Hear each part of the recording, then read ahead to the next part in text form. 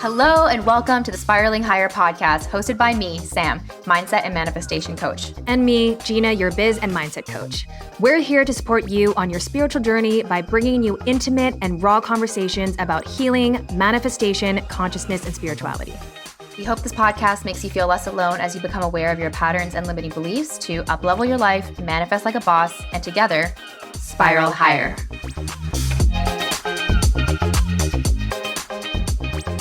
Welcome back to the Spiralinghigher podcast. It is Libra season. Woohoo! So exciting. It's so exciting. I had the most amazing fall equinox yesterday. Ooh. I was talking to you on the phone. I was walking with my little pistachio croissant donut, and I could just smell the earth turning on its axis away from the sun. I was loving it. I am really starting to get into this whole seasonal changes and the astrological sign, different seasons. I wasn't really into that before, but yesterday was really special. We kind of both had very chill, slow, just really juicy. We didn't do anything. Well, that's the thing. Yeah. We were just enjoying being. Yes. I love it. We both had such slow days yesterday after our 3-hour conversation. Yes. What did you end up doing? Well, me, I can't even tell you. I literally just lived the day in full presence. I journaled a lot. I meditated. I walked by the water, created like a little bit of content because I felt like it. I connected with another friend. You know, these types of days really do reflect back to me that I am living the kind of life I want to live. I'm no longer trying to get somewhere other than here. I'm like, this is nice. Just this day, enjoying my moment. Yeah, I feel like we've both been really releasing the need to have anything other than just the present moment, which is all we have anyway. All we have anyways. You know, we live so much of our life striving. And to be honest, I think that's what a lot of our conversation today is going to be about. And it's so crazy that I mentioned that it's Libra season because we were talking about our guest a little bit ago. And I was saying, I think she must be a Libra. So we have Aileen coming on the podcast today, and she is so amazing, so incredible. But if you follow her on the Lavender Lifestyle YouTube channel or her podcast, the Lavender Podcast, then you know that she is an aesthetic queen, literally. Like, you know, just down to the thumbnails, which is like everything, right? She is just a queen at curating such beautiful messages, but creating a really beautiful container to deliver those messages. And I know she's really putting a lot of effort right now into her stationery and all of that. It's so beautiful, so beautiful. So anyways, I just thought this girl has to be a Libra. And then I was like, I wonder if I can look it up because sometimes you can find creators like bios and things on the internet. And so I looked it up and lo and behold, she's a Libra, people. She's a Libra and I'm a Libra rising, and it makes sense that I resonate with her style so much. I think you're totally right that she has such a beautiful aesthetic, but it really feels like her. And I think that's, you know, in content creation, you and I have been talking about this a lot lately, that so many people are trying to create from a space of doing what other people are going to like, you know, but you can tell that her branding, her vibe, her colors are all just true to her. And that's why we like it, because it's so her. I know. And I think that's really just the theme with liking any creator or any sort of artist. It's like, we don't want to see you do it the way anyone else does it. We just want you to be uniquely and authentically you. And obviously she's been doing that for over 10 years. It's so crazy. I mean, I've been following Aileen since, I want to say like 2014, 2015. It's been literally like 8 years or something like that. So if you're not familiar with our guest, Aileen Sue is a content creator and entrepreneur at Lavender. She empowers people to become their brightest self and create their dream life, and has over 1.8 million subscribers on YouTube, and has been creating, intentional stationery products like I talked about, most notably the Artist of Life workbook. And so much of our intention that is infused through her work, her stationery company, is really to help people get clear on what is your dream life. What is your most successful year? What would that look like? And reverse engineering that. I don't remember when I started following her, but I heard your podcast with her and started diving back into her content again. And I really love it. I actually didn't know that she started out singing. You told me that. And I actually went back and stalked some of her singing videos. And she actually sang one of my favorite Tori Kelly songs. So I want to talk to her about that. But I'm really curious to just jump into this with her. I think that you and I both have a lot of common threads that are woven into her story as well. So I think that this is going to be a really impactful conversation, as it always is. It always is. I was actually on Eileen's podcast in May. I was on the Lavender Lifestyle podcast. And yeah, we've just had such incredibly mirrored journeys. And obviously you have too, Gina, with, finding self-worth through productivity and constantly trying to prove ourselves to, either parents or society or ourselves. As soon as she got to a certain age, and I'm so excited to talk to her about this, she just started questioning it all. Like, who am I doing this for? And why am I burning myself out? So if you are someone who has struggled with productivity or overachieving, identifying with it, then I think this conversation is going to be really valuable for you. I can't wait. Before we dive into the rest of this episode, I have to tell you guys about my newest part of my morning routine. For the past few months, I've been using an incredibly transformational app called Open. I've been sleeping better, I've been stressing less, and I'm having so much more energy and focus throughout the day. And I've been literally telling all of my friends and family, so I couldn't wait to bring them to you. Open is a mindfulness app built to transform your life, and you'll experience the power of combining breath work, meditation, sound, and movement to strengthen your mind-body connection. My favorite teachers are on this app, and I love that I have them with me anywhere, anytime. And the best part is they usually have classes that are under 10 minutes, so I literally can't not do it. Having a consistent breathwork practice has literally changed my life, and I know it will change yours too.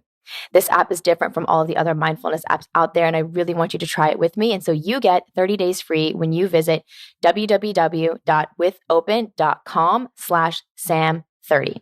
I hope you will experience Open for 30 days. Give yourself the opportunity to see how things change when you practice something like this regularly. I'm so excited to see what it does for you. So again, you can join me on Open by going to www.withopen.com/Sam30.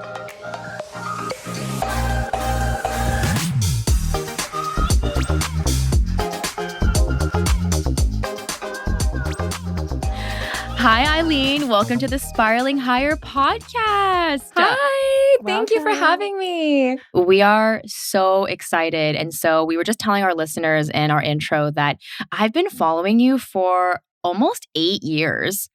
Wait, I didn't realize that.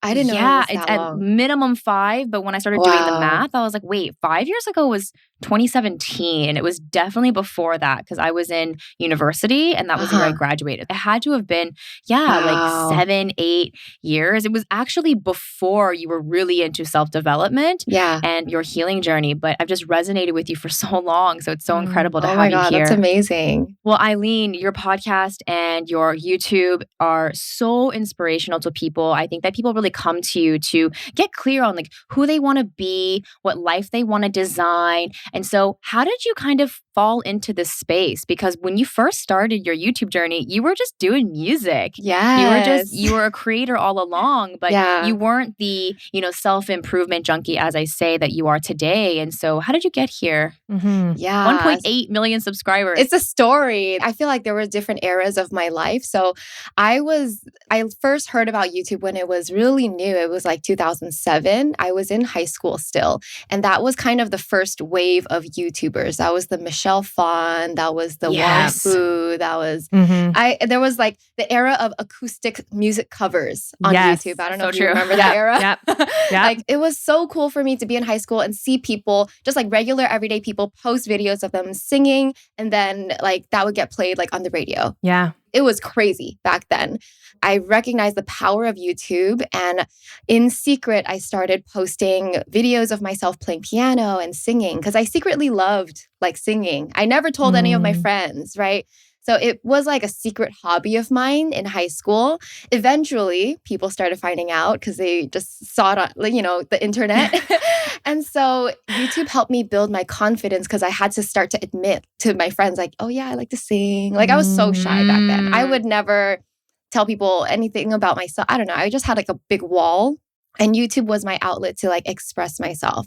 So I went to college. I studied business at USC. Music was just a hobby. And during those years, I thought I was going to go into like marketing or entertainment. I did love media. Like I always loved just entertainment and media. So I thought I was going to go work in that industry. And after doing a few internships, actually working in like corporate settings, I realized that I didn't like any of them. And plus, I was just going through a lot of stuff in college. I'm pretty sure I went through like depression. I got fired from a couple internships. I was a mess. I was like a hot mess trying to keep it together. Because up until that point, I was like, I know. Up until that point, I was like a high achiever, straight A's, like I'm going to conquer the world type of attitude. And then I think it was a lot. I just had burnout in college. So anyway, I realized like I can't work a 9 to 5. I can't work in an office setting. Not just that I don't like it. I don't want my boss's job, my boss's boss's job, but also like I couldn't physically bring myself to wake up and show up to something that I wasn't motivated to do. If I don't have motivation, I'm not going to do it. And the reason I got fired from like one of them was I just like started showing up later and later and later. And then I just stopped showing up. I'm like, I don't even want to go. It's so boring. That's who I am. I mean, like I can't force myself to sacrifice and do it, you know? Well, isn't it amazing how like normalized that is, right? It's like just you're just not supposed to really like what you do and you just kind of like eat it and go. And hopefully if you become courageous enough at some point, you just question that and like you did, just not go. Right? I was just like, what is the point? Even if I take this job after I graduate, it doesn't even make that much money. And like, I don't know. I don't know. There was just so many cons. And I was like, why are people doing this? I don't know. Something in me like physically wouldn't let me be that like, put your head down and do this path. My body was telling me, no, you have to go figure something else out.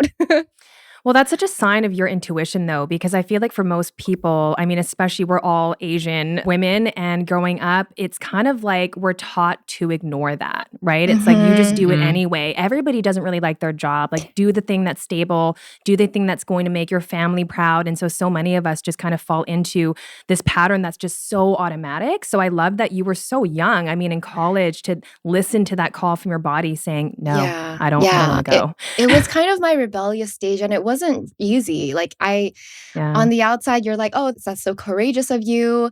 But when I was going through it, it was really hard because I felt so much judgment coming from my peers. I felt so much like pushback from my parents and my family. Like, what the heck? You're not getting a job? Like, that's bad. That's wrong. Like, you should, I don't know. Everyone was telling me like that was wrong. I felt judgment from peers. Like, because after I graduated, I'm like, I'm going to pursue music.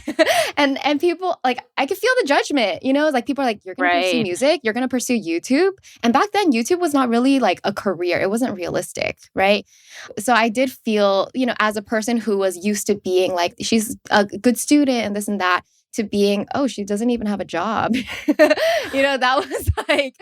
Right, which is like your entire identity back then. Right. I had to like let go of an identity. I had to learn to let go of what people thought of me in that era of my life. So that era, after graduation, I decided to, because I didn't know what I wanted to do, I decided, okay, I'm just going to try everything that I'm interested in, which was music. It was, okay, maybe I'll try acting. Maybe I'll want to be a TV host or reporter or something. And so it was like 2 or 3 years of just auditioning, performing at small coffee shops.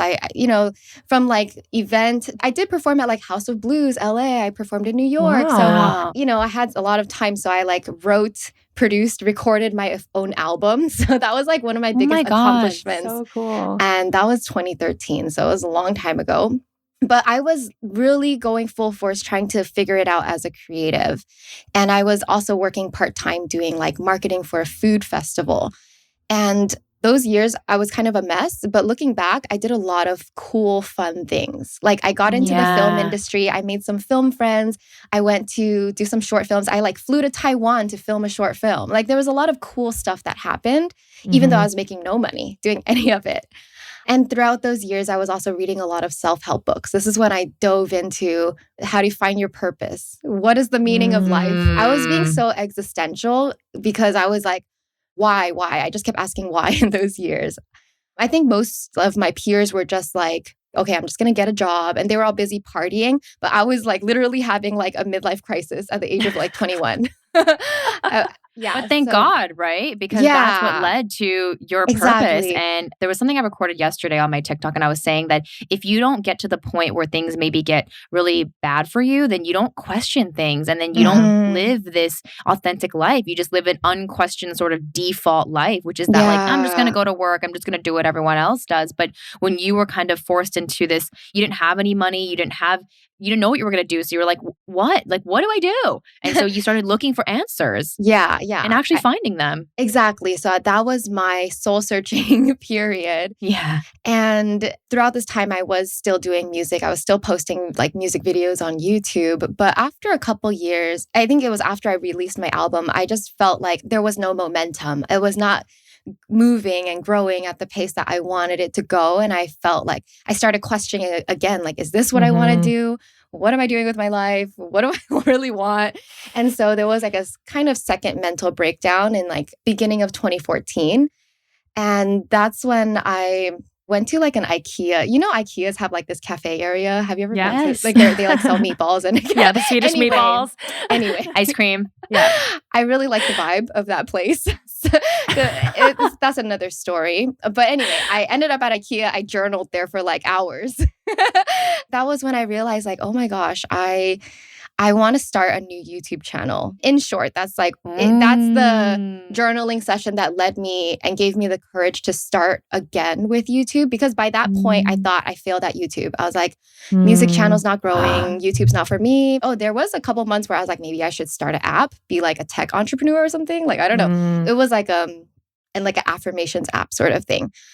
Yeah, so I realized deep down that it was still my dream to like be a YouTuber because I watched so many Mm. Wow. YouTubers. I watched all these like it was mostly fashion, beauty, lifestyle girls like Michelle Phan, and I was like I envy their life. So something called me and drove me back to YouTube, and I realized like even though my life has been, so random the past few years, I learned so much. I learned that you Mhm. don't have to follow the traditional path to enjoy your life. Like I had so much fun meeting random people, Yeah. doing creative things. And I was like, this is so awesome.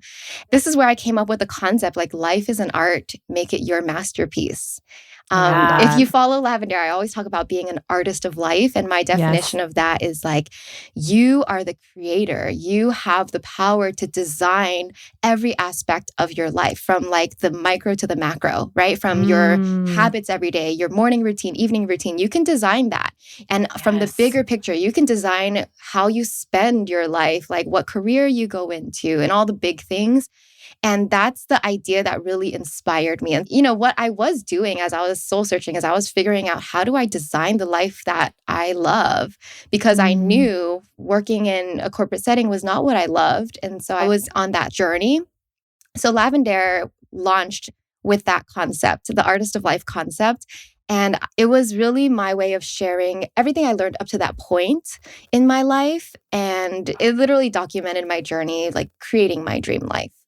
Mm. So that's the story of Lavender, and really Lavender is a part of my dream life because, like I said, it was my dream to be a YouTuber. It was my dream to like have my own business and have the freedom. I wanted the most like creative freedom, time freedom, and location freedom. Those three things. Yeah. Like I Mm. didn't want to have a schedule every day. I didn't want to have to go to a single place to work. I wanted to be able to travel more than the average Yeah. person. I think the way I lived my life at that point, like I knew all the big things, but I didn't know how to get there. I was like, how am I going to make money so that I can travel, so that I can, all these things. And then YouTube, that business model just seemed like it fits everything that I wanted in my dream life, if that makes sense. What I love about your journey, though, what I'm hearing is that you just kind of experienced life. And as life was happening for you, you just kind of sifted and sorted what you wanted more of and what you didn't want anymore.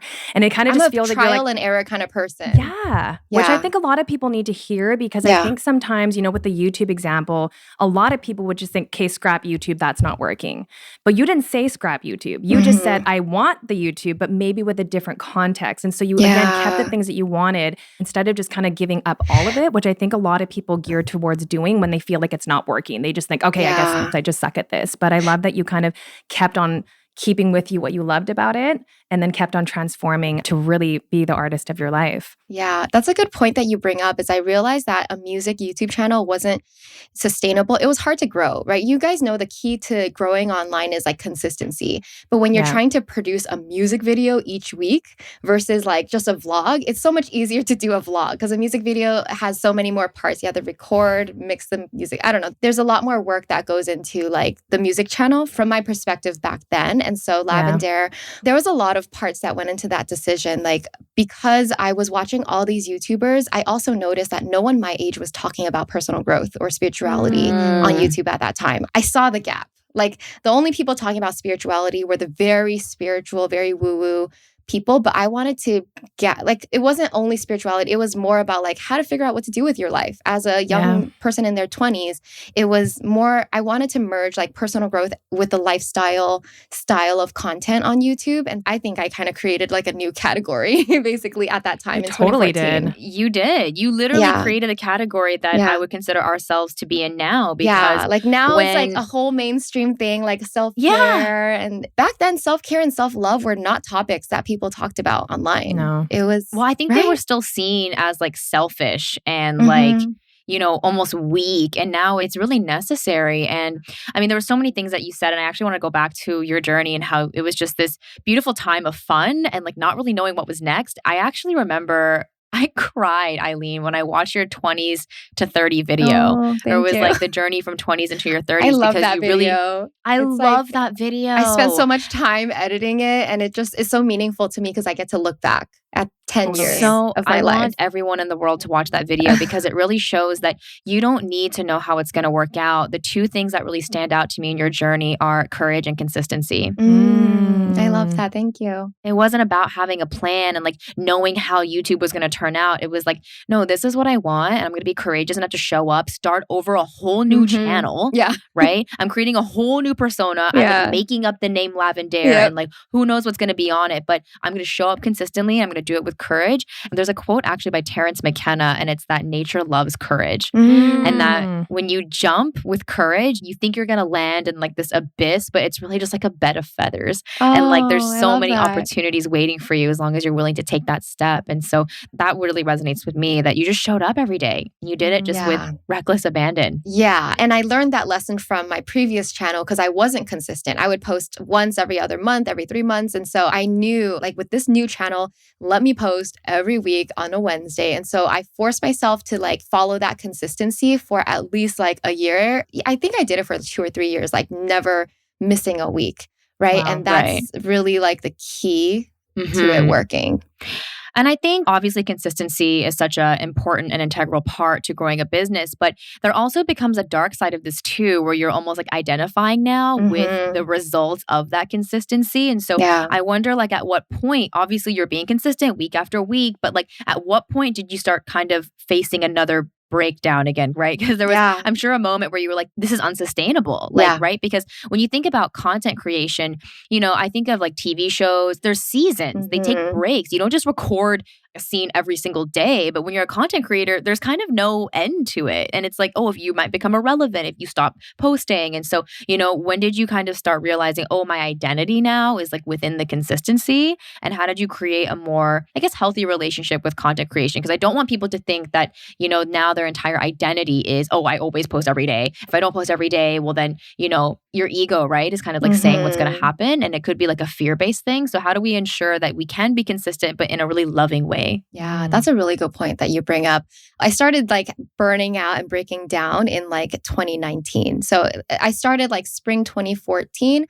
You know, back then, YouTube was more casual. It was almost like TikTok now. Because if I look back at my videos in 2014, they were only like 3 minutes long. They were super, it was just no production. Me sitting there talking to the camera, 3 minutes long. And then over the years, if you notice, YouTube videos got longer and longer. And then they became more produced. And so there was more effort as the years went on. So I think the first year, it was more like, I don't know what I'm going to talk about today. Let me just record something for 5 minutes and then just post anything, even if it's bad. That was my first year. It was more like a lesson in self-discipline.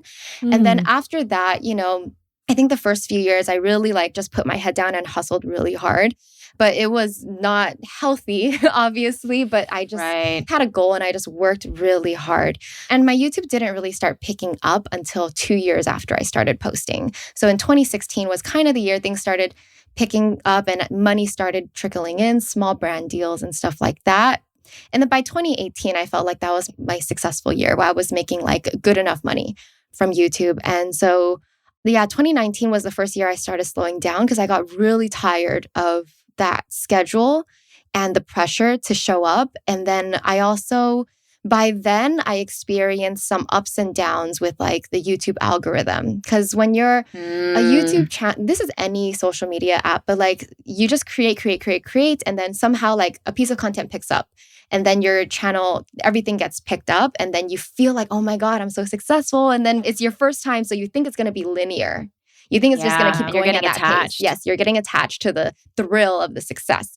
And then inevitably, things will drop because the algorithm, you don't really know if it's going to continue pushing your stuff, right? So there will be plateaus and there will even be drops. And then you might have a second wave. And so I experienced that. And I realized at that point, my emotions and my happiness was tied to the views that I was getting. Yeah. It's tied to the numbers, it's tied to the analytics. And sometimes I would even get obsessive. Like there's a website called Social Blade where you can like look at your channel analytics, you can compare it to other channels. And then sometimes it was kind of my form of procrastination. I would just look on that and it, like just stare at the numbers, compare all the, I don't know. It was not healthy. And I recognized that in 2019. I was like, this is so dumb. I started this career because I wanted freedom. And now I feel like I'm on a hamster wheel. Like I can't stop. Yeah. Right. Yes. I was like, this is so stupid. I make my own money. I have all this freedom. And yet I feel trapped. So 2019 was the year I was like, okay, I'm going to not stick to my schedule. And that was terrifying as a creator because you know, if you stop posting, things are going to fall. Your numbers are going to fall. People won't come back if you take a break. You know, that's just the truth of it. And so you have to learn to accept that and move through it because your mental health is more important than your success. So 2019 was a slowing down year. I posted a lot less. For the longest time, I wanted to travel and work from abroad. And the whole point of me, like I told you, one of my goals was to be able to work from anywhere I wanted. And then you achieve that. Well, it's more like up until that point, I was so busy that I didn't have time to like, I guess, reach for that dream. Well, it was also like, I didn't feel like I had enough money to do that. So anyway, 2019 was the year I was like, I have enough money. It's all mental, but I was like, I have enough that I could take a break. I could travel. So I decided to go on a solo trip to Bali. So I went to Bali for 3 weeks solo. And then after that, I spent like 2.5 weeks in China with a friend. But that Bali trip, it was really healing for me because it was the first time that I started healing, just trying different modalities outside of yoga, meditation, and journaling. Because up until that point, I did those 3 things. I felt like a lot of my healing was like mental. I'm really good at asking questions and journaling the response to understand. Intellectualizing. Yes, mental. When I went to Bali, I discovered breath work. I did like a couple breath work workshops. I tried ecstatic dance. I loved it. Love it. Loved it. Tapping into more of that spiritual community where they just have all these different healing modalities. And it was the first time I really got to take a break from my life here. And I was by myself. So I had a lot of self-reflection time. Breath work was, and that whole experience was kind of like an entry to recognize how much like self-worth issues I still had within me. Like meaning like I didn't feel loved. So much of what I did, so much of me chasing success was me chasing the love and approval from my parents, specifically my dad. This whole time I was pursuing YouTube, music and Lavender, like I did not get support from my family. Like they didn't understand. And so I worked really hard those early years because I felt like I had to like prove them wrong. I have to prove to everyone that I can do it. So yeah, I just remember like during breathwork, I like broke down. I was like sobbing. And afterwards, I was just sitting at night. Like I rented like a small villa with like a pool, a communal pool. I was just sitting there at night with my feet in the pool, like sobbing. And I was like looking at pictures from my date, like selfies. I was like, she's so beautiful. Why was I so mean to her? I You know what know. I When mean? you Just like, finally feel that first yeah. seed of Oh compassion, you my just God. break open. Yeah. Yeah. So actually, Eileen, as I listen to your story, I'm kind of in shock at how many parallel similarities that we have. I actually pursued music as well. I tried the whole YouTube thing, and same thing. I actually never sang in front of people. My parents were super against it. And even my husband, the first time he heard me sing was actually on a YouTube video. I was like, you Yeah. need to leave while I record this. And when he watched it, I had to like hide. And Oh, same as you, because my parents were so against me pursuing what was true to me. I then kind of went completely the other way of like, I'm going to prove you wrong then, or I'm going to prove my worth, or I'm going to gain my approval. And I just looked totally externally for all of this worth and value and validation. And it really turned me into this.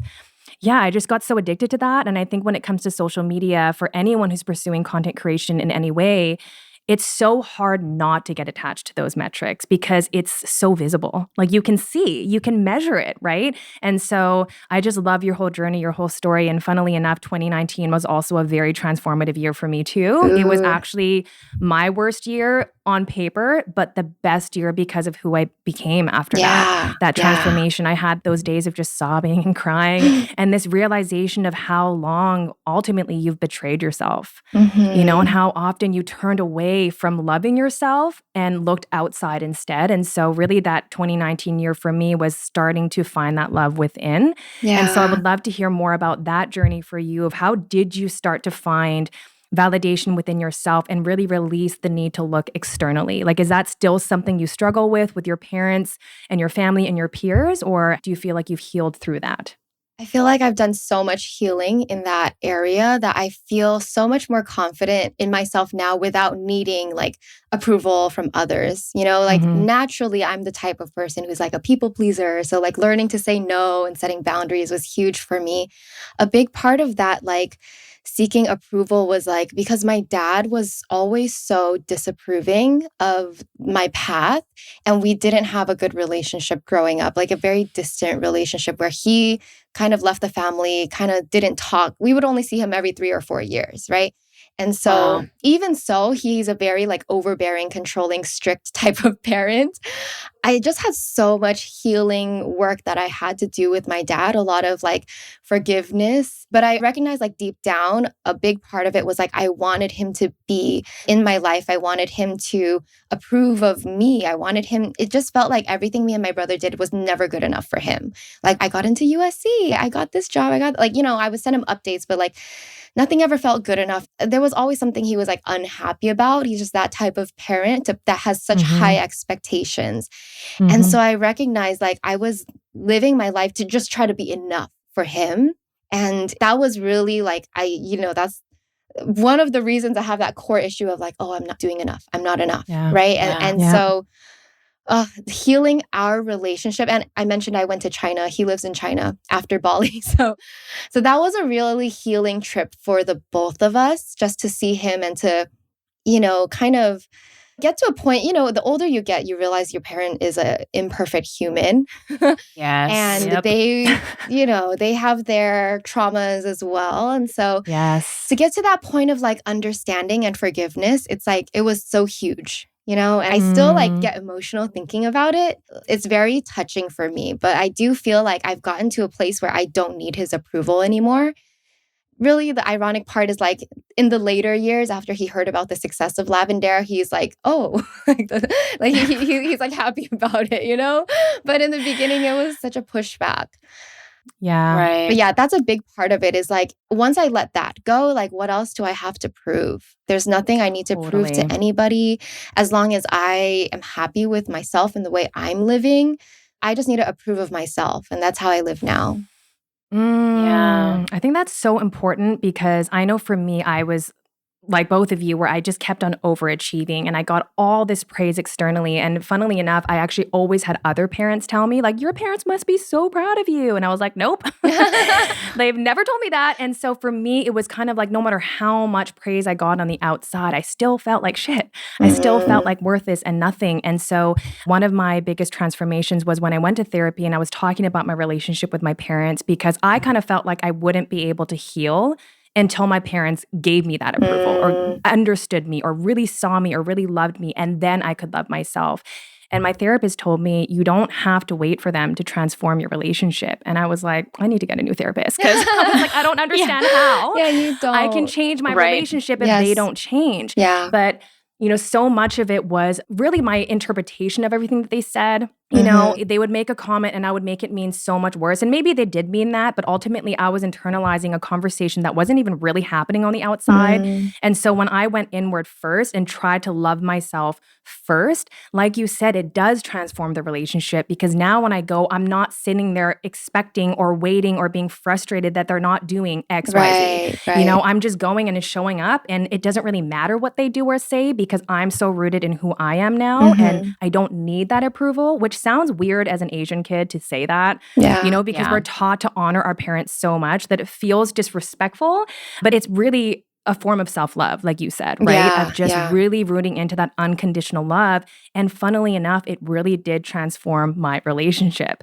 Yeah. There was something that shifted in me that softened, I think, my response to my parents. Because every time my mom or dad would say something, I would just kind of have a snarky comment or I'd be kind of shut down. And so I think when I transformed my response to them, it kind of opened up a new pathway for us to exist in our relationship, where as long as I kept operating under that old umbrella, we all stayed the same. But then once I changed, it kind of, opened up a pathway for them to change too. And I mean, they're not like Yeah. saying to me, like, we're so proud of you. Honestly, they don't even know I have this podcast. Yeah. They don't even know. But again, it was just like the small changes and shifts, but the biggest shift really had to start with me. Yeah, I agree with you. I think the biggest thing that I realized that's powerful is like you can choose to forgive someone even if they never apologize. You can Yes. that whole relationship, it lives in your mind. The story is in your mind. So Yes. you can change that story. You can work it out. You can have the conversation in your mind, or you can write out the conversation that you want to have and then feel like, oh, that felt good. You didn't even need to talk to Right. that person, right? You just work it out yourself. Exactly. Well, that's the crazy thing about healing trauma. When we think about this, we don't go to the past and change what happened to you between, ages 4 and whatever. You change how you view that situation. Yes. And so trauma can be healed at any time, right? Because these stories are living in the body. These stories are creating these traumatic and somatic responses, right? And so what's so interesting is you told me when you went to Bali that you started kind of getting out of the mind and moving in through the body. Yeah. Right. And I think that's really important to have some sort of somatic practice, right? Because otherwise you just stay in the old story, Yeah. right? But as soon as you start to move the energy, then you can kind of go back into the story with a new lens, right? Now that the energy has kind of been expelled, you can kind of look back at that with like new eyes and decide how you really want to interpret this, which changes your entire experience of that thing or that person. Yeah, that's a huge topic as well. The fact that I don't think people realize trauma is stored in your body, in different parts of Yes. your body. And once you start trying whatever healing modality it is, that brings up the memory so that you can rework them again, whether you need to express the emotion or whether you need to rework the story again. Because there might be things that traumatize you that you don't even realize. Like it's just there until you give it an opportunity to come out. And then with your mature self, you can deal with it again.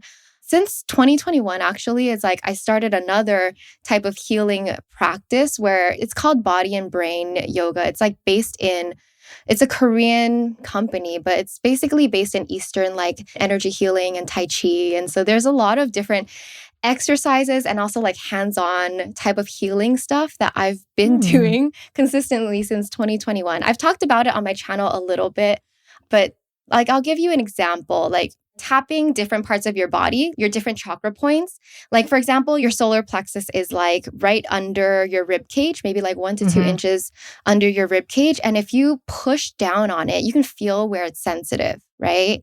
That's I'm where doing it right now. that's where you store a lot of emotion. So if you have like any emotions that have yet to be, expressed or released, it might be really sensitive there. So when I started doing this practice, it was really sensitive. Just like make 2 fists and like tap it.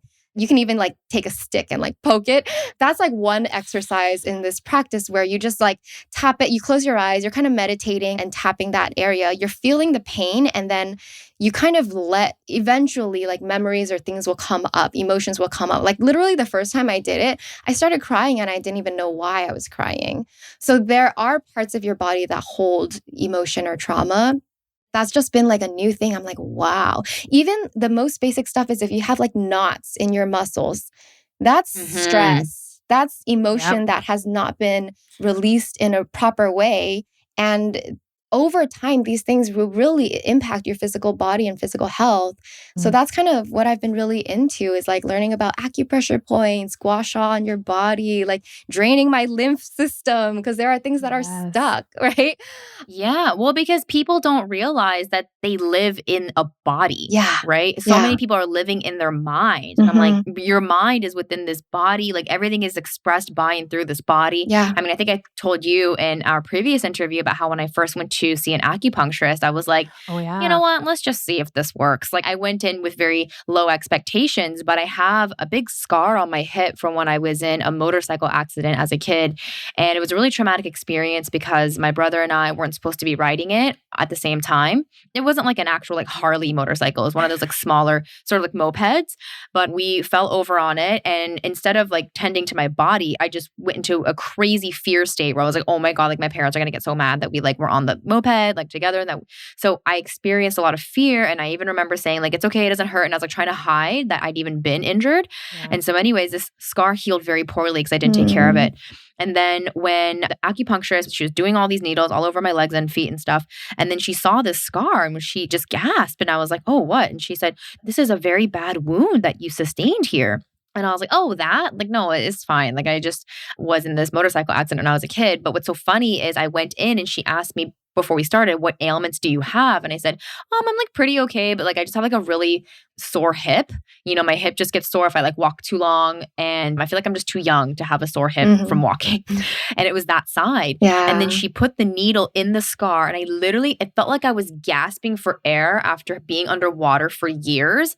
And then I just immediately started shaking and crying. And I was Yeah. so, I literally was like, oh my God. I was like, what's happening? I didn't know what was going on. And she was like, Hmm. it's okay. It's okay. She's like, the energy is being released. She's like, you obviously stored so much trauma here.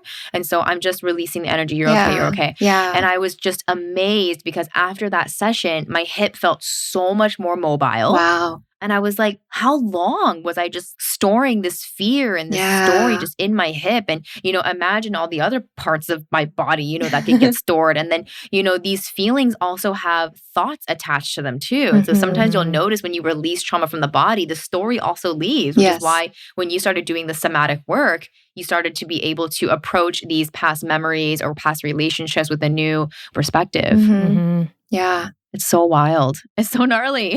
It really is. I mean, I think that we hear so much in the spiritual community, the mind body connection, but I'm understanding it so much more. I mean, Sam has always been a very active body person. Mhm. I'm not. I'm all in my feelings. And, Yeah. my healing modalities have all been talk, right? Yeah. Talking therapy or like journaling or like crying to sad music. Mm. I don't really go to my body, but I actually have chronic headaches and migraines. And, everybody told me that was probably from stress, but you get so accustomed to stress. I've actually had doctors tell me that I'm addicted to stress. Mm. Everybody used to tell me that my level of normal is everyone else's burnout. And it was kind of like a point of like pride for Badge of me. honor. Totally. I was like, yeah, Yeah. like I can handle Uh, so much. But then really I started to notice when I started to become aware of my headaches and when they were happening, it was always happening right after an argument with my husband or mm. a client saying something that really triggered me. And when I dealt with that first, the emotional pain, the body was able to kind of just release the pain. It was wild. I didn't have to take Advil or, Oh, medication for it. It yeah. really was releasing the emotional stored trauma. Yeah. Like we're so conditioned to push through that you don't even Yes. Yeah. recognize that And you're feeling suppress. emotions. And so just getting more in tune with your body and your emotions is like a huge step. Mhm. Yeah. It's crazy to me that, what is considered normal in this society is just to not feel, Mhm. right? Totally. And if you are crying or if you are angry, we view that as like crazy or out of Mm. control, right? When this is just a normal part of the human experience, right? We have these 6, 7 major human emotions, yet the only ones that are acceptable are just like content and happiness. And so I think that a lot of people who might be going through depression right now, I'm not saying that you aren't experiencing some sort of chemical imbalance, but a lot of that is being perpetuated by the judgment you have of like certain emotional states, right? Yeah. Gina and I, we like cry all the time, but we I just don't love make it crying. mean any. Yeah, Me too. we don't Yeah. make it mean anything though. I Mm. mean, I used to cry and think like, what's wrong with me? Like, what's happening? I should be able to control this. And then all of Um, that judgment would just kind of like create more of that energy. And then I'd feel, really confused about what to do with this. And then I would suppress it. And then that's what gets lodged. And that's yeah. what creates the denseness and that slowness and that, feeling of just blah, right? But Yeah. Mhm. if you just allow that emotion to pass through, you will feel so much more clear headed. You will come back to clarity. And I think that it's very important for people to realize that healthy emotions, they're very temporary. I think that if you were to experience an emotion without any resistance, it lasts about like 120 seconds Yeah. Mm. maximum. Like if you Yeah. Okay. don't resist and you just allow like a full deep cry, you can't even cry that aggressively for more than 2 minutes at a time. You just kind of run out of tears, Yeah. right? But because we're kind of water skiing on top of our emotions all the time, they never really get dealt with. They just kind of stay stuck. And this is what kind of keeps us in the pattern. Yeah, I'm all Mhm. for you have to let the emotion move through your body. And even if it's not crying, it could be screaming, it could be singing, it could be dancing. You just got to move it. You got to get it out. Like if you think about kids, like babies and kids are so annoying because they just scream and cry whenever they want to, right? They're loud. But Yes. that's healthy, right? That's what a healthy human being is. It's just that as we become adults, we're trained to condition that emotion because it disrupts other people. But it's okay. As an adult, you can find your own safe space where you can be like that and express those emotions. Containing it doesn't mean like contain it forever. It literally just, find your safe space where you can express. Yeah. Mm. Definitely, that's one of my goals and intentions for this podcast, just in general, is to like help people realize and normalize that you have feelings. Yeah, it's okay. They're Yeah, that's not beautiful. bad. Exactly. But notice how many women are always apologizing for their feelings, Hmm. especially when women have been shamed in the workplace, right? Yeah. It's like, oh, there she goes. She's getting upset. And it's like, I'm just emoting. Hmm. Like, geez, Mhm. And I think that there was actually a lot of people in my life who weren't even judging me for emoting. It really was just me judging myself, Mm. right? Because of all that conditioning. And so I think that a lot of people need to really root into it's okay to have this emotion. It's completely safe. It doesn't mean anything about you. Emotions are fleeting. And they also don't need to be logical. I think that's the biggest lesson that I've had. I think that we feel like it's okay to cry when it's justified, when it makes sense, when everybody else thinks it would make sense. But if it doesn't, we're kind of like, oh, I know this is stupid, or I know I shouldn't Yeah, be we crying. put I it know I should just be down. grateful. Mm. Yeah. And so it's interesting because I actually have a daughter. She's 7 years old. And like you said, kids just emote Yeah. and they can't control it. They're just so in the feeling and in the moment. It just comes out. And, instinctually at the beginning, you kind of go like, oh, calm down. And you try to give them a toy or you try to give them a distraction. And once I Mm. started to see that, I was like, oh, that's what we do. We're just looking Exactly. for the next distraction to get us off the topic so we don't have to think about it anymore. But with Mhm. my daughter, I just let her cry all the way out, all the way up. And then she Wow. just calms herself down and she's able to learn that emotional regulation Oh, that I love that. honestly, I'm learning from her. Yeah.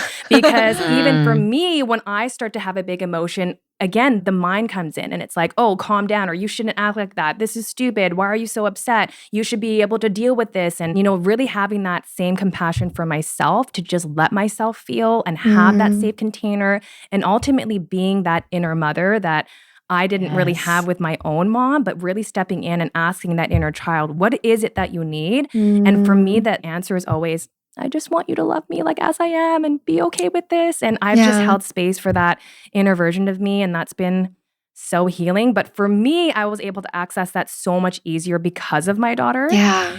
because I was able to see what she needed. It kind of embodied me as that inner child. So I'm curious to know, how did you find that compassion for yourself as you were going through and navigating through this healing journey? Like, how did you release that judgment that you were feeling on the outside?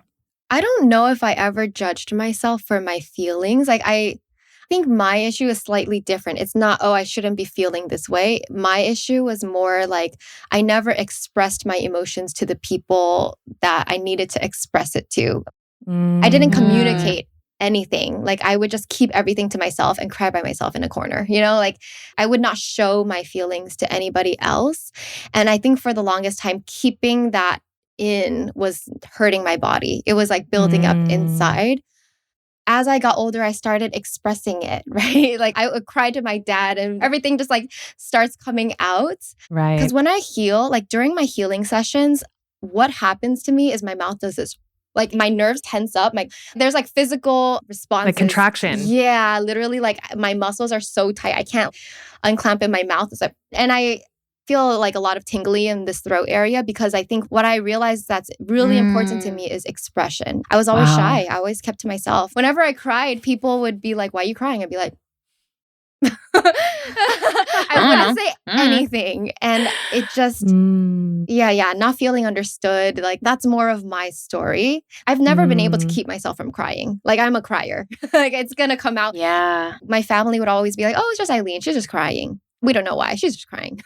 Like that's just Yeah. Mm. what it was. And then to me, I was so like annoyed and frustrated because I couldn't express it. And it was also frustrating because like nobody understood me and why I was crying. And so it was more of like learning to express my feelings and whatever it is I had to express to the people that mattered. Mm. Yeah. Yeah. It's so crazy to me, the polarity of trauma, because trauma is the one thing that separates us and unites us, Yeah. right? So when you're in this isolation and like no one understands me, like, yeah, why am I so misunderstood, right? That's how trauma talks. But when you actually begin to open up and create a dialogue with other people about them, I mean, what's so amazing to me is like how similar you and Gina's stories are. Hers is the same, not being able to express herself, like feeling the throat closing and, Mm, not feeling accepted by her parents, right? Doing everything for self worth. This is all trauma. Before you talk about it and start that dialogue, you really think it's just you and you think something's right. wrong with you. Yeah, you feel so alone. You Me feel too. so Yeah. alone. And that's the crazy irony of all of this is that, like, you're literally not. Like, Mhm. literally, so many people are like this. This is the thing Yeah. that really connects you. It really shows your humanity. Like, trauma is the thing that really makes me realize, oh my gosh, like, I'm actually not even unique. That's what my trauma journey has made me realize Yeah, because we I thought all it was have just trauma. me. Yeah. I know. And then I'm like, wait, it's all of us. Yeah, yeah. Yeah. You'd be more alone if you didn't have trauma. That's the crazy thing, right? I almost Yes. think no matter how good your upbringing is, or no matter what it is, like you're gonna have trauma in your life because it's like all subjective. Even if you had like amazing parents, you're still gonna be traumatized by that one little like mishap that happened. Or maybe like Totally. it might seem like minuscule to someone who has like an intense story, but it's pain is pain, emotion is emotion. You can't like 100%. compare Yeah. one person's sadness to another person's sadness. Mm-hmm. I mean, I think that's the point of life to experience all these emotions. Yeah. Yeah, you can't live Yes. life without trauma, without feelings. Well, Mm. that's the thing. You can't live without trauma because you can't get rid of your feelings, right? And Mhm. trauma is really just stuck unprocessed Yeah. feelings. And, when I started working with an emotional freedom technique practitioner, like with tapping, right? A lot of my judgments before we got started was, I don't even know why I'm feeling like this though. Like nothing's going on right now. And he was like, I think you need to realize that your body makes no distinction between what is real, what is not. Mm. There might have been a story from your past that happened 10 years ago, but every time that gets activated, although you logically think it's not a big deal, to your brain, it might as well be like a tiger walking in the environment that you're trying to avoid, Yeah. right? It Yeah. doesn't know. So, Yeah. what your body is reacting to, that's why it's so important that Gina said the story like doesn't really matter, right? Or it doesn't have to sound logical. Mhm. And so when we try to intellectualize, like you said at the beginning of your healing journey, or rather before you got started, being in the mind about it and thinking like, why did this happen? And like, oh, I'm going to think about this, right? That doesn't really get the emotion in and through your body. Mhm. So you have to kind of rely on that sort of somatic work. Yeah, yeah. Mhm. Yeah, I think the mind stuff does help, but it can only do so much because you do have to integrate your entire body into it. And then I just had this idea that trauma is not necessarily like emotional relationship stories either. It could be like if you have a fear of heights or if you hate spiders, that's a trauma as well, right? Yeah. There's something that happened to you where your body had a stress response and then it continues to have a stress response whenever that thing happens. Exactly. And people just like accept it as who they are, but they don't realize it's something you can heal too if you want to. Yeah. 100%. And something that I want to start talking about now is that, I think that people are so hard on themselves because they think that, well, if I'm not hard on myself, then I won't be successful. Like, Mm. I need to be mean to myself. I need to, set these crazy goals and strive so hard. But what's so ironic is that what I've witnessed in me and Gina and you is that actually, after you go on the healing journey, after you begin to root into self acceptance and love, everything flourishes. Yeah. And so this is actually a myth that, like, if you are easier on yourself, if you do forgive yourself, if you do go on this healing journey and become softer with yourself, that your business or whatever sort of aspiration you have, they're not going to fall away. You're not going to like become this like lazy couch potato. You become actually a much more inspired, embodied version of yourself. And so I would love for you to talk a little bit about kind of how you approached business before healing and how your approach to business and really the results of your business have changed since healing. Yeah. So how I approached it before was I have to make it no matter what. Let me prove them wrong. So I had a lot of energy to work really hard because, number one, I did enjoy what I do. I was like, this is the path to my dream life. And number two is like, I just, I had that like, it was negative, spiteful energy almost.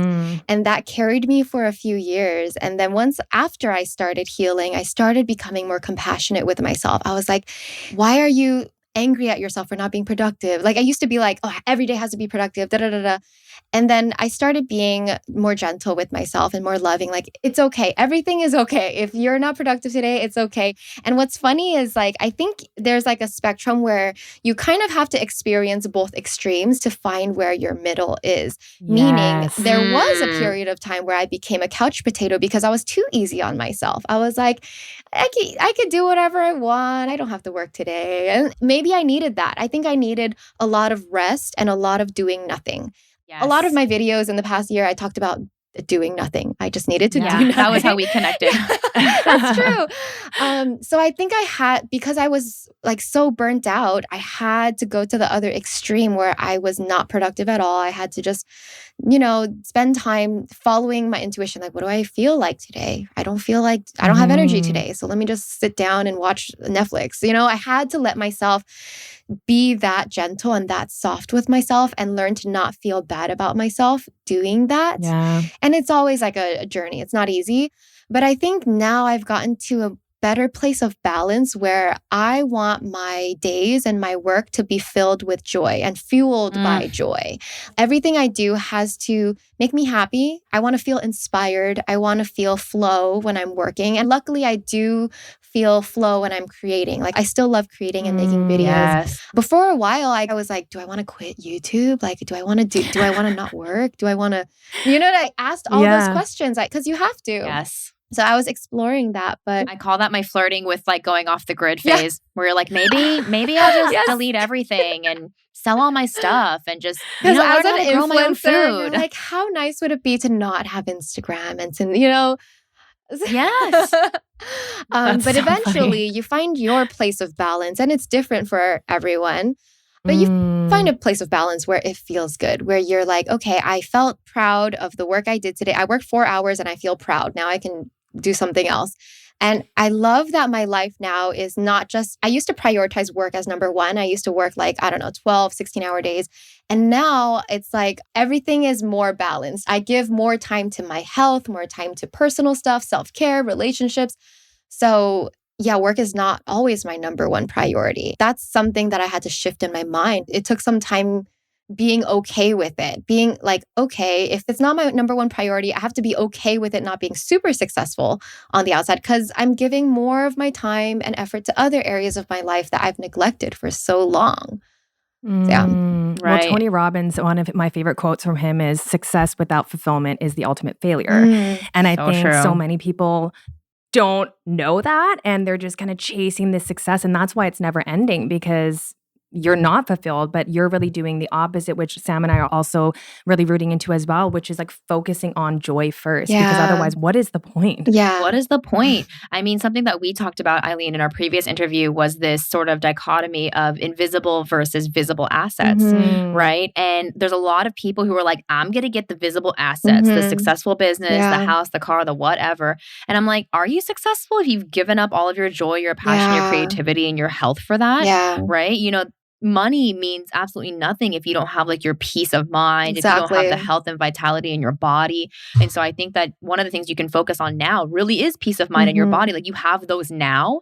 And imagine how you could reverse engineer this process, like go from the inside out, like focus on these invisible assets and then add in the visible assets to your life because really those have no value if you don't Mhm. have yourself, if you don't Yeah. have these invisible joys. Yeah, Yeah. totally. And I love what you said about that it shifted. You had to kind of experience both extremes, like Yeah. working like crazy, but also just doing nothing and being a potato, Mhm. and then finding that balance in between. And I really think that that's also going to ebb and flow. I think Mhm. there's seasons of our life. I think there's times where we are building and we are kind of creating. And then there's times where we're like just in the background, sharpening our tools, getting Yeah. ready for the next season. Yeah. And I think it really requires that deep knowing of ourselves. And that's why the healing journey is so important to really get to know who you are and what do you want out of this life. And that's why I just love your concept of designing that and also knowing that it doesn't stay static. Yeah. It's going to ebb and flow. And so if one Yep. day you kind of feel like being lazy, do it. And if the next day you're ready to go, then go for it. Yeah. And just really listening because it's a lot like raising a child, right? Children are not robotic. They don't do the same thing every day. They don't have the same energy every day. You know, some days are going to be super cranky. Some days they're going to have a ton of energy jumping around. And so really just honoring where you're at for that day. And I just love how you've ultimately redefined what success is for you, which is joy. Mhm. And that is the same thing I told Sam. I said, for me now, a successful day looks like, do I like myself? Yeah. Did I have fun? And am I leading with joy Yeah. versus leading with ego? And so really just tuning into yourself has been very instrumental in me finding more joy. Mhm. And ultimately, the funny thing is that it's the most successful that all of us really have ever been. And it's not because of the metrics, but really the person that I've become. Mm. Yeah, totally. Yes. I feel like we're just all going back to being kids.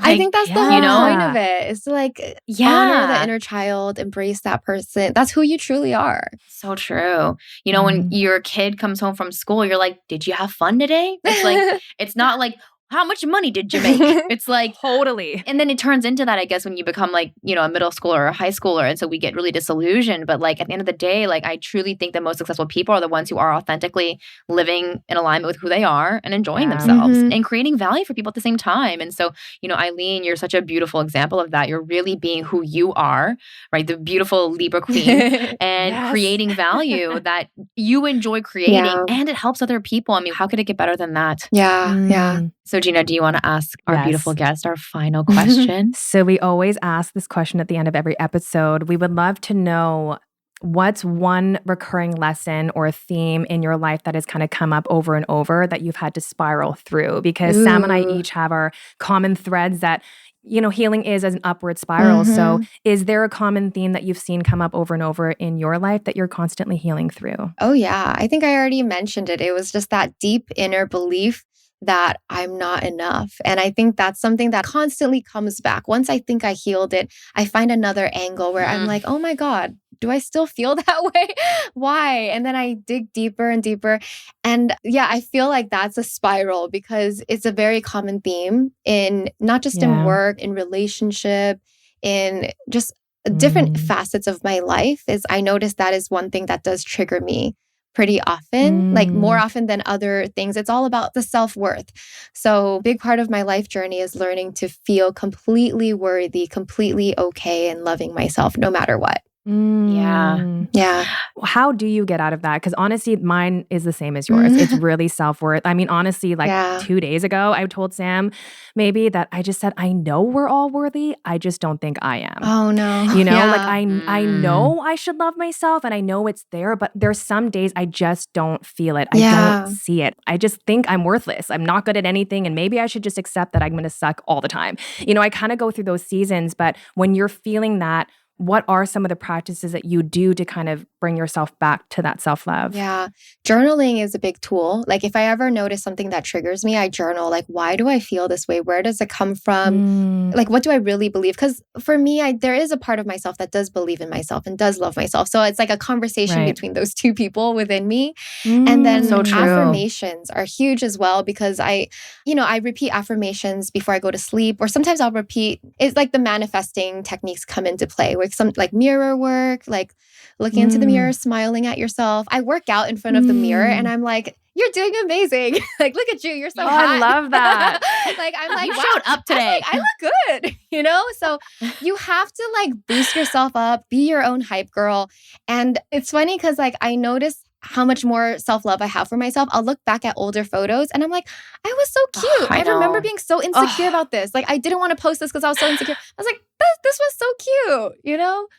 So it's just being able to recognize how amazing you are and celebrate yourself and your accomplishments. Every time I see an old photo of myself that I once thought was so ugly, I'm like, oh my God, you're such an idiot. Yeah. Like, you were so adorable. Like, even the photos where I am like on the chunkier side, I wasn't like ever, fat, but I had like a chunkier face, or like my face was just fuller. And I just remember having a lot of like, eating disorders. And I just remember looking at these photos and I was like, what? Like, you were fine. Yeah. Like, you were fine. Yeah. And so sometimes I call upon, the future version of me looking at me now. And she has that tone. She's just like, you're fine, babe. Like, you're fine. Exactly. Like, just love this part. And, one of the things I think all of us regret when we look back is like, I just wish I let myself be happier. Yeah. Like, what was I so worried about? And so, what's actually one thing that you would tell your younger self if you could? Oh my gosh. It's stop caring so much about everything. Stop worrying so much about everything. Everything is going to turn out amazing. So just enjoy your life. Literally enjoy your youth. Have fun. Hang out with your friends more. Just enjoy life with those simple things. I love that. I needed to hear that today too. Yeah. I just wrote that down. Everything is going to turn out amazing. So just enjoy your life. Yeah, like if you know the end, if you truly believe that everything's going to work out and it's going to be amazing in the end, which it will be, everything always does work out, then you can enjoy the journey getting there. I think the anxiety and the worry and the fear of during that journey is because you don't believe, you don't know what's going to happen. Yeah. Like you think it's going to all go downhill. You think it's going to go wrong. But if you just learn to like have that faith and trust, like it'll be okay. Because look back, like everything does work out in its own way. So just trust. It's so true. Oh my God, that's such a beautiful message. I feel like I need to remind myself that. I know. I do have some pretty good affirmations, but that one just, I don't know, it just hit. I was like, wait, everything is going to work out. So just enjoy. Right. Like just set your intentions and go forth. Yep. Yep. It's so beautiful. Well, Aileen, I know you recently created a planner or a journal. Yes. So where can listeners find it? Is that the one where they can design their systems and dream life? Yes. So I have a shop. You can find it at shop.lavendare.com. I have a bunch of like stationery products, intentional stationery, but the biggest one that I want to talk about is the Artist of Life workbook.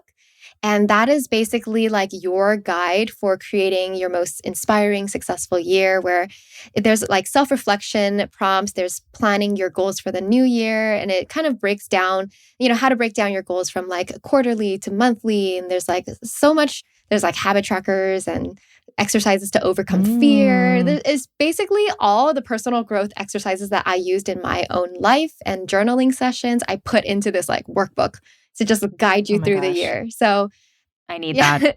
The Artist of Life workbook. And then you can check out everything else because we just launched like it's actually called the 5-Minute Joy Journal, which is like a simple 5 minutes a day, one page where you just like, it helps you remind yourself to focus on the joy every day.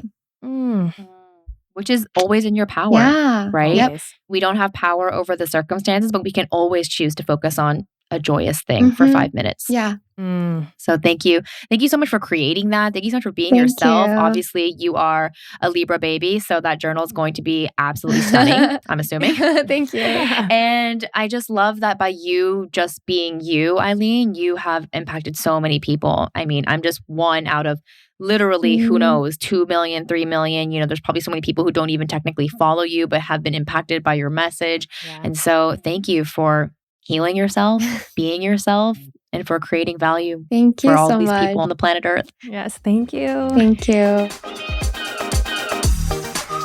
Thank you so much for listening to this honest conversation. We hope it brought you peace, clarity, and a little bit further along your spiritual journey.